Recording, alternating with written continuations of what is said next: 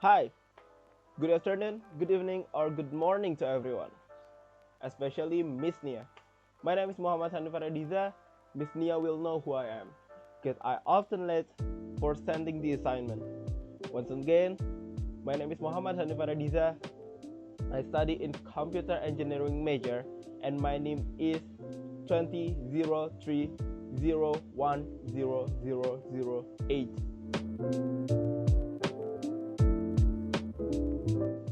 I will explain about the revolution industry 1.0 to 5.0. First, I will explain about revolution industry 1.0. Revolution industry 1.0 is the first ever industrial revolution. It happened in 1760. What's the revolution? The revolution is humans starting using water and steam for manufacturing processes. It was hugely beneficial in terms of manufacturing a larger number of various goods and creating a better standard of living for some. The textile industry, in particular, was transformed by industrialization as was transportation. Fuel sources like steam and coal made machine use feasible, and the idea of manufacturing with machines quickly spread. Machines allowed faster and easier production, and they made all kinds of new innovations and technologies possible as well. Second, I will explain about Revolution Industry 2.0. After almost 100 years, specifically in 1840, the second industrial revolution was picked up.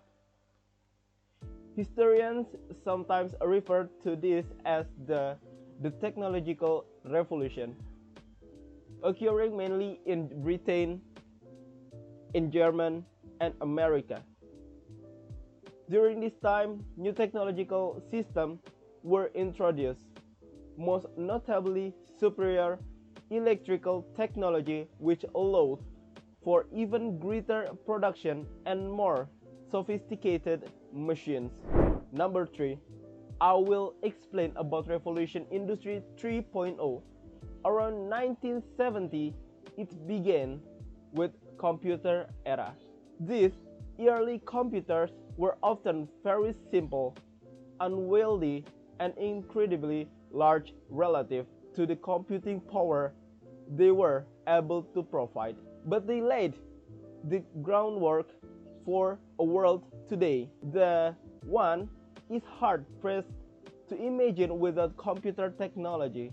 Around 1970, the third industrial revolution involved the use of electronics and IT, or information technology, to further automation in production. Manufacturing and automation advanced considerably thanks to internet access, connectivity, and renewable energy. Industry 3.0 introduced more automated systems onto the assembly line to perform human tasks, or IE, using programmable logic controller, or PLC. Although automated systems were in place, they still relied on human input and intervention. And then, the fourth industrial revolution is the era of smart machines, storage systems, and production facilities that can autonomously exchange information, trigger actions, and control each other without human intervention. This exchange of information is made possible with the Industrial Internet of Things, or IIoT, as we know it today. Key elements of Industry 4.0 include 1. Cyber physical system, a mechanical device that is run by computer-based algorithms. 2.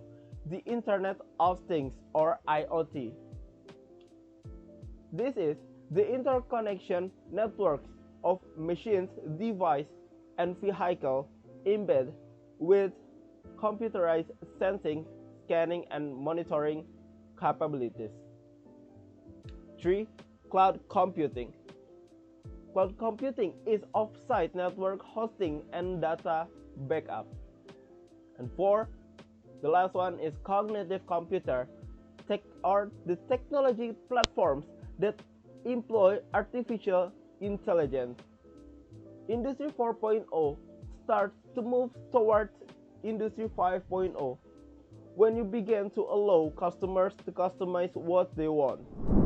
And the last one, less than a decade has passed since talk of Industry 4.0 first surfaced in manufacturing circles, yet visionaries are already forecasting the next revolution, Industry 5.0.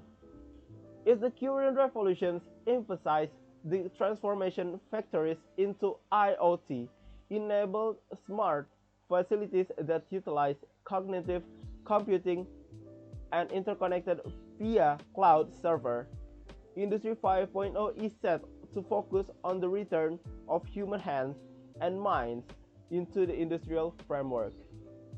Industry 5.0 is the revolution in which man and machines reconcile and find ways to work together to improve the means and efficiency of production.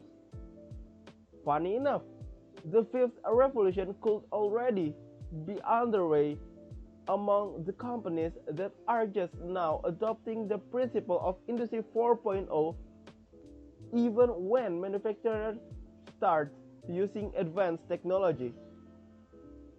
They are not instantly firing vast swaths of their workforce and becoming entirely computerized. For some questions, what's the difference between Revolution Industry 5.0 and Society 5.0? Simply, Revolution Industry 5.0 will give us the ability to close the loop so we can push the boundaries of physics on design. If you're trying to make the next generation aircraft, for example, you're constrained by today's manufacturing capabilities. You're also constrained by the amount of data that you have coming back from the in-field surface of an aero engine or aircraft, and your ability to fit that in-service data back into the design process. And Society 5.0 is a concept that defines that technology and humans will coexist in order to improve the quality of human life in a sustainable manner. The development of information and communication technology, or ICT, has a drastic influence on society and industry. And the second question is, what's the impact for manufacturer and society? For manufacturer, simply this will mean improved integration, allowing faster, better automation paired with the power of human brains. This also means robots aren't going to be taking over manufacturing plants anytime soon. In fact, the shift from Industry 4.0 to 5.0 means more emphasis on human manufacturers. And for society, it is predicted that Industry 5.0 will create many jobs in HMI and Human Computing Factory, or HCF.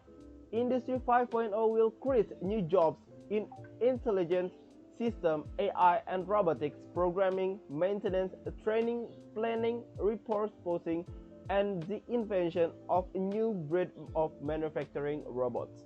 So, that is what I want to explain about Industry 1.0 to Revolution Industry 5.0. Thanks for Miss Nia, and then thanks to everyone. My name is Shani Faradiza. Thank you. Bye. Assalamualaikum warahmatullahi wabarakatuh.